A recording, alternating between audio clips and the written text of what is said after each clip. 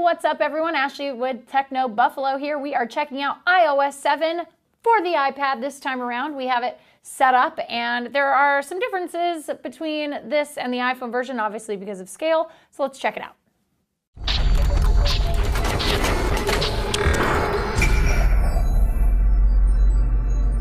Okay, so we are gonna wake up our iPad here. You can see we have a couple of new features. This is the control center. So now you can actually look at that. I'm assuming if you don't have a security code set up. I really like the addition of these 5 quick options. So do not disturb mode, orientation lock, Bluetooth, Wi-Fi, and of course airplane mode for when the FAA is gonna give us the right to have our iPads on while we take off, which will be really nice. So let's slide to unlock and let's check out the home screen. So here it is.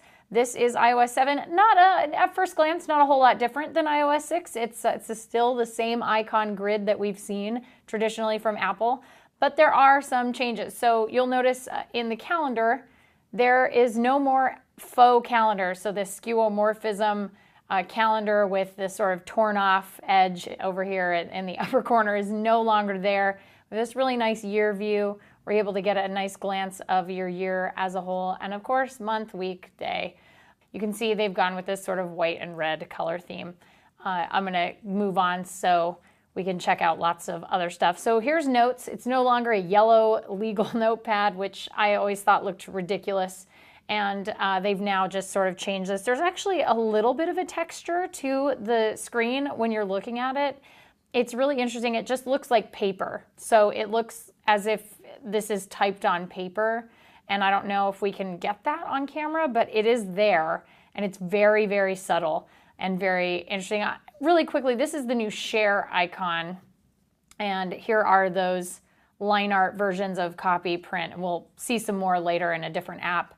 But we also have our message mail and different apps you'll see in this bar here.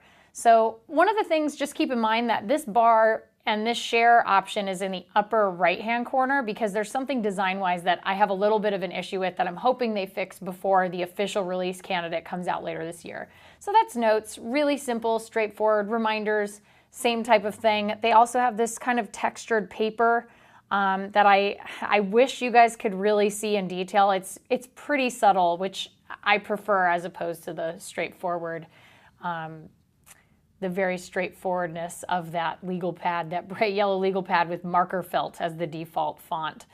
We have, of course, our photos. Now we can look at collections, we can look at years. So, of course, we don't have a lot of pictures on our lovely office iPad, but if we're looking at something, say we wanted to look at this totally random picture I discovered on it of a dog, a red shirt dog wearing Vulcan ears. Here's that picture. Now, going back to the share button, this time in photos, the share button is down on the bottom left, which to me seems like a design flaw. And I tend to like to have my options in the same place for every single first-party app. So more line art. So we have some different options here: Sign to Contact, AirPlay, uses wallpaper, print, copy, slideshow. We also have message mail, iCloud, Twitter, Facebook, and Flickr for sharing. And I'm sure those will increase as you install other apps that will work with iOS 7. But yeah, that's photo. As I said, I didn't care for the fact that they've kind of moved these icons around, just what feels willy-nilly to me. So let's take a look at Game Center. I find Game Center to be very interesting. I'm glad that they changed the icon because, oh, that's another thing that's a little bit interesting. In this particular beta, this first beta, you have these really lovely animations for when you go into a folder from your home screen, but if it's in your dock, it just pops up. So I'm sure Apple will fix that, but it's definitely something that somebody should bug report at some point. So here we are in Game Center. This is very different from the look and feel of before. It's along the same lines, but not quite what we had before. So here's our lovely games, turns, challenges. You can see everything, recommended games. So they'll say, hey, like we see that you are playing these games and that your friends are playing these games. Maybe you want to check them out. So Ralph here at the office has been playing Infinity Blade and Infinity Blade 2. So it says, hey, maybe you want to check that game out. If we have any challenges, they would be in here. We don't have any right now, obviously, but Just wanted to show you guys Game Center really quickly. One thing I'm really excited about, the ability to put newsstand into a folder. Finally, I don't have to look at that hideous wood shelving on my iPad anymore. And also they've made this much, much nicer. So now you have this beautiful sort of, again, with the flat design, it's not made to look like something in real life. But newsstand, I think it just looks spectacular. And one of the things that I really like about it is that when you press the home button, you're no longer taken to your home screen. It takes you right back to whatever folder you were in when you originally launched the app. Let's go and check out Siri. So Siri now has the ability to do a couple of new things. And we can now pick language. So if we wanted Siri to have maybe a British accent, we could pick English United Kingdom. And we can also pick, if you have English US, you can actually pick the gender of Siri. So we can pick a male Siri or a female Siri. So if we wanted to pick male, let's do that. And let's go and boot up Siri.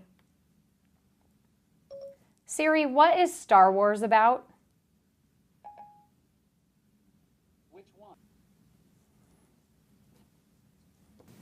It's about a couple of really nice robots who get mixed up in a silly intergalactic war.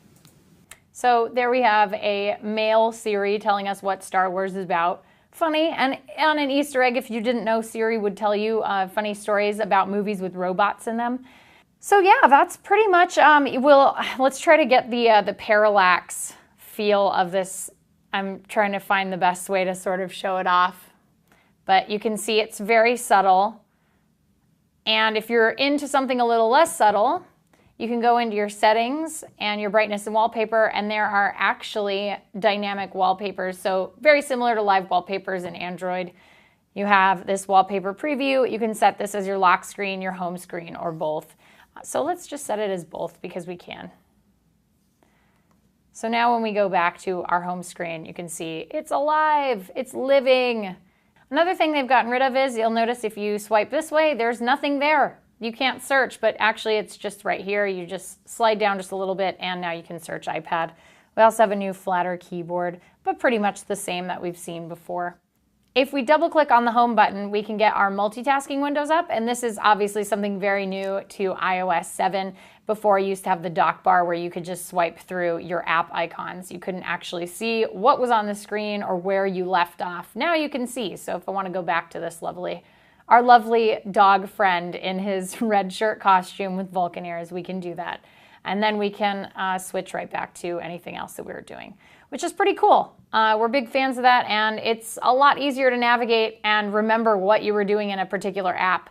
So that's always a nice feature to have, and one that iOS users have certainly been asking for. So that is a very short tour of iOS 7 for iPad. I'm sure as time goes on, the Apple developers and everybody working on iOS 7 to make sure that it is bug-free will smooth out a lot of the kinks that are happening. I know we've had a lot of reboots and things like that, but it's as to be expected on an early beta for something. So that is iOS 7, and we hope you enjoyed it, and we'll see you next video.